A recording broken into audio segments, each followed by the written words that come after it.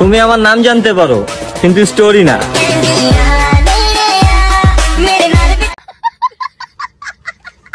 Guys আজকের ভিডিওতে অনেক মজা আছে, যদিও আপডেট ভিডিও।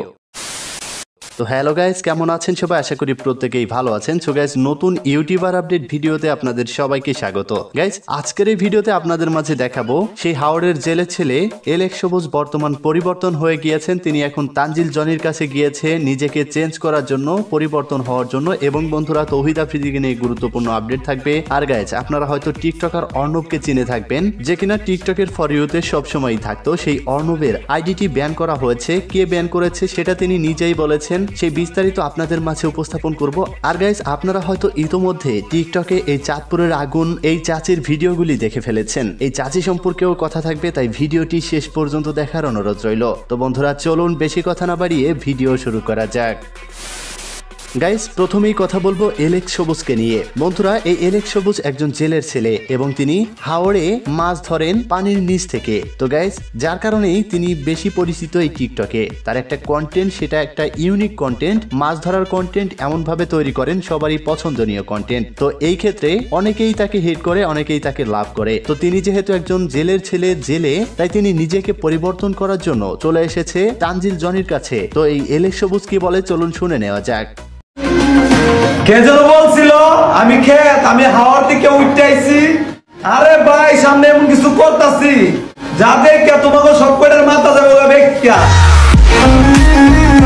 তো যাই হোক প্রিয় দর্শক, চলুন এলেক্স সবুজের কয়েকটি শুটের ফুটেজ আমরা দেখে নেই।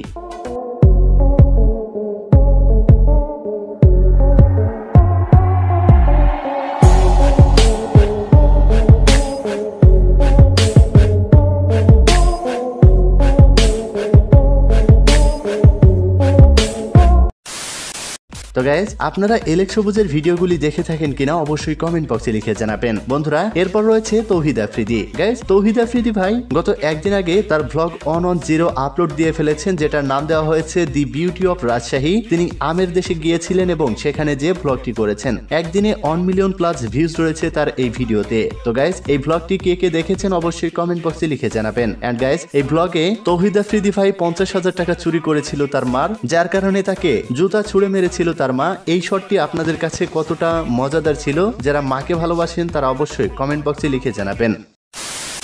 তো গাইজ এবার আসি অর্ণব সম্পর্কে, যার অনেক বড় একটা টিকটক অ্যাকাউন্ট ছিল যেটা ব্যান করা হয়েছে, এবং সেই সম্পর্কে তিনি কি বলেছেন সেটা আপনাদের মাঝে উপস্থাপন করব। তবে তার আগে চলুন ছোট্ট একটি বিজ্ঞাপন দিয়ে আসা যাক। তো গাইজ চলুন এবার অর্ণব কি বলেছেন শুনে নেওয়া যাক। কাউরে বিশ্বাস করবেন না ভাই, আমি একজনে বিশ্বাস করছিলাম, সে যেভাবে হোক আমার টিকটক আইডি ব্যান করে দিছে। তো যাই হোক, এটা আমার নতুন আইডি, আশা করি সবাই আমাকে আগের মতো সাপোর্ট করবেন, আর ইনশাল্লাহ আগের চেয়ে ভালো ভালো ভিডিও দেওয়ার চেষ্টা করব। তো যাই হোক প্রিয় দর্শক, এই অর্ণবের টিকটক অ্যাকাউন্ট ব্যান করে দিয়েছে কোনো এক মেয়ে, যাকে তিনি বিশ্বাস করেছিলেন কিন্তু সে তাকে ধোঁকা দিয়েছে। তো গাইজ সর্বশেষ আসি এই চাঁদপুরের আগুন সম্পর্কে। গাইজ আগে তার ভিডিওটি দেখুন। ছোট ভাই, বড় ভাই, যে ভাই বলবে বলো, সব ভাইরা আমি মন থেকে সম্মান করি। এখন ছাগলের 3 নাম্বার বাচ্চারা বলবে হয়তো আমি অনেক ভয় পাই। শোনো ভাইয়া, এমন কোনো মায়ের ছেলের জন্ম হয় নাই যাকে আমি ভয় করি।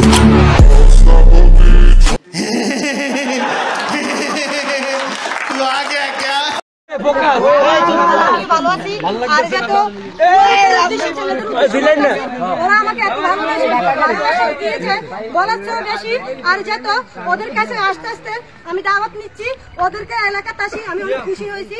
আর যেত ওরবাসীর বাইরের উদ্দেশ্যে বলছি, সবাই ওদের আইডি যাবা, ওদেরকে লাইক দিবা, একটা কমেন্ট করবা, ওদেরকে একটা সাপোর্ট করবা।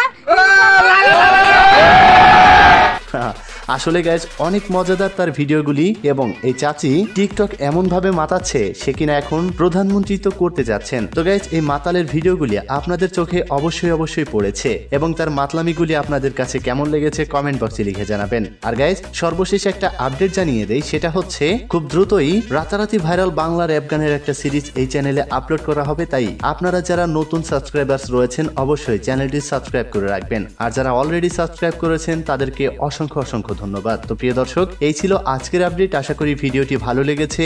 ভিডিওটি ভালো লাগলে অবশ্যই একটা লাইক করে দিবেন। চ্যানেলও নতুন হলে প্রতিনিয়ত এমন সব ইন্টারেস্টিং ভিডিওগুলি পাওয়ার জন্য অবশ্যই চ্যানেলটি সাবস্ক্রাইব করে রাখবেন। দেখা হচ্ছে পরবর্তী ভিডিওতে। ততক্ষণ ভালো থাকুন, সুস্থ থাকুন, খোদা হাফেজ।